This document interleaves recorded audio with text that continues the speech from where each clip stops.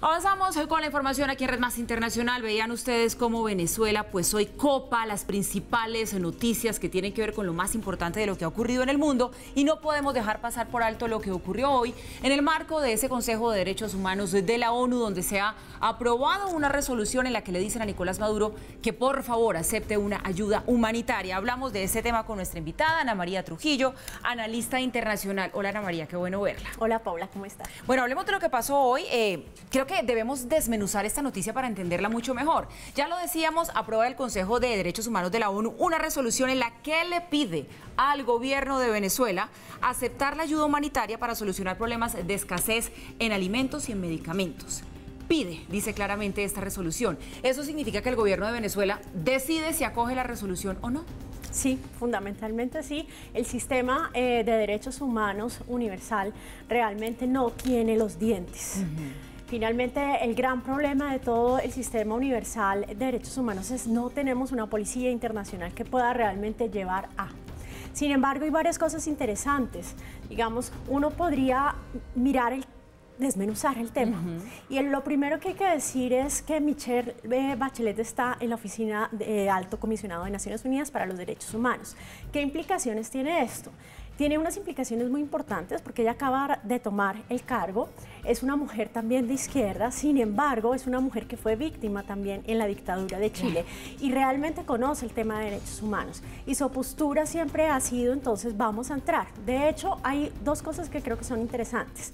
Número uno, que el 11 de septiembre el gobierno venezolano dijo que seguramente las cosas iban a mejorar y que aceptaba y le parecía muy bueno que Michelle Bachelet estuviera en la oficina.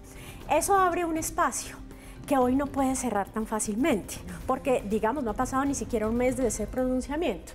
Y hoy Michelle Bachelet digamos también está en una postura de si ustedes no nos abren, si ustedes no quieren que nuestra oficina vaya y haga presencia y haga un seguimiento y una observación, lo haremos desde afuera. Si lo permiten hacer desde afuera es gravísimo, porque que un país reciba la oficina del Alto Comisionado de Naciones Unidas para los Derechos Humanos es la posibilidad de, sí, va a oír a la oposición, pero también va a oír al Estado. Si en cambio se hace afuera, no va a poder oír al Estado. Entonces creo que no sería muy inteligente, aunque no ha demostrado, digamos, mucha inteligencia política el gobierno de Maduro, pero sin embargo sí creo que no sería inteligente no permitir la entrada de la oficina. Ahora, la oficina es aparte del Consejo de Derechos Humanos, pero le pide el Consejo de Derechos Humanos a la oficina que haga unos informes puntuales.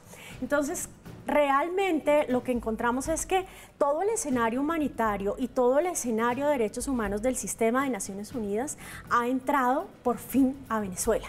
Ya teníamos un informe del 2016 donde había entrado a lo que se llama el EPU, que es donde cada país cada 5 años tiene un informe y rinde un informe. No le había ido tan mal, digamos, y se suponía que el caso volvía a entrar hasta el 2021 porque es los 5 años siguientes.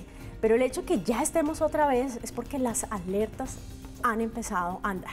Y si eso lo sumas con una noticia que veíamos hace un momento, y es que también entonces en la Corte Penal Internacional entra el caso Venezuela, pues creo que por fin tenemos que todo se está armando alrededor del caso Venezuela en derechos humanos. Eso es cierto, parecerían estarse dando acciones de forma paralela que podrían llegar a ser complementarias, esto que pasa en la ONU, en este Consejo de Derechos Humanos y lo que pasa en la Corte Penal Internacional.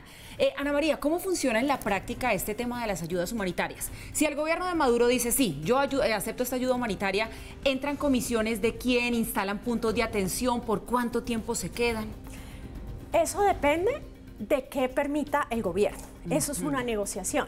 Entonces, siempre los mandatos de la entrada de una comisión es qué se va a permitir, cómo se va a permitir, eso siempre es negociado.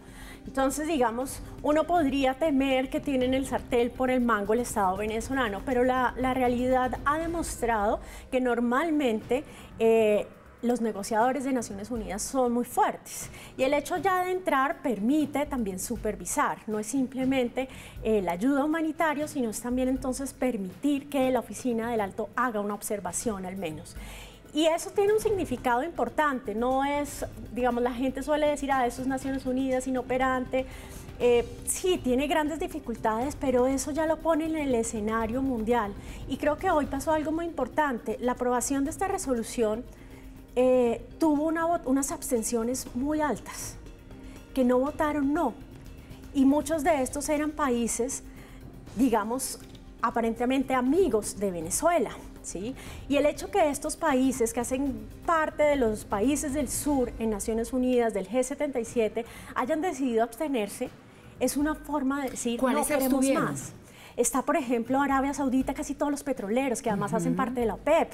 Entonces es muy interesante. Claro, es diciente eso. Es diciente porque prácticamente todos los petroleros, Irak, Emiratos Árabes, dijeron, nos abstenemos. Claro, no se van a ir en contra de Venezuela de frente, pero abstenerse cuando era evidente que iba a ganar el sí a la resolución es una forma de decir, nos alejamos. Pero ¿cree usted, Ana María, que ese resultado de hoy, esa abstención de hoy, tiene algo que ver con lo que ha venido pasando estos 2 últimos días en el marco del Consejo de la ONU, con todo lo que dijo Trump y con la intervención de ayer de Nicolás Maduro? Yo sí creo más porque es que cuando se fortalece la entrada de Naciones Unidas, es también una forma de, digamos, así como coloquialmente, bofetear a Trump. Porque Trump siempre ha dicho, las Naciones Unidas es inoperante, no sirve, entremos militarmente. Y eso no lo harían a partir de Naciones Unidas. Entonces creo que también es una forma de fortalezcamos los canales intergubernamentales, fortalezcamos la parte de derechos humanos que el gobierno Trump no quiere saber de ellos.